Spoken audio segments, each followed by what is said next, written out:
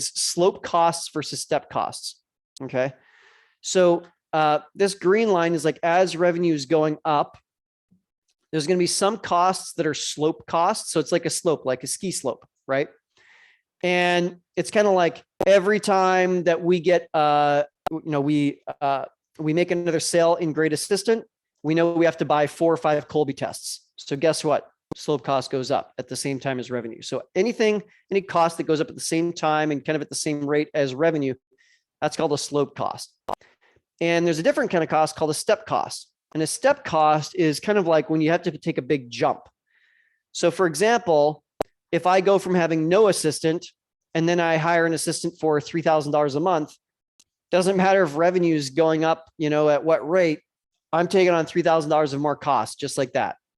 And then that 3,000 stays flat, flat, flat, flat. And then maybe I hire a salesperson, and guess what? Big jump again, where maybe I'm paying a base salary of $5,000 a month to a salesperson, right? So that's what step costs are. And what's interesting is this is exactly how some businesses sell themselves into bankruptcy. There are literally companies that sell more and more, and then they go out of business because they sold too much. And it's not because they sold too much, it's because they ran out of oxygen. And they ran out of oxygen because they had no cash. And they have no cash because they took on too many step costs too quickly. So for example, let's say that, and this actually happened with my friend Peter, with his CrossFit gym, is they were growing and growing and growing, and their gym was amazing. Everyone loved it. And it was getting more and more members. And before you knew it, the 6 o'clock class was packed. Like, people are almost elbow to elbow working out.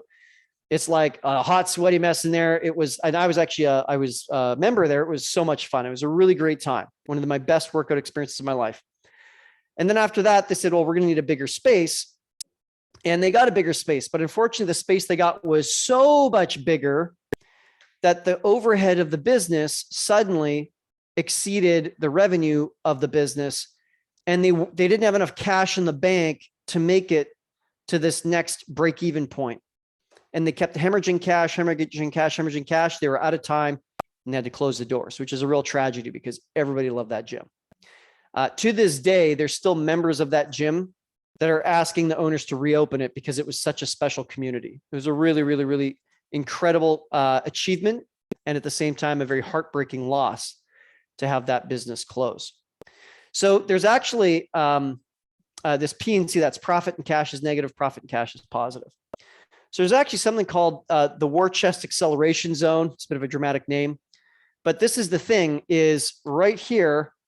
If you're hanging out in this area here, where your revenue is greater than your slope costs and your step costs, you are making bank. Your bank account's getting bigger and bigger and bigger every single month.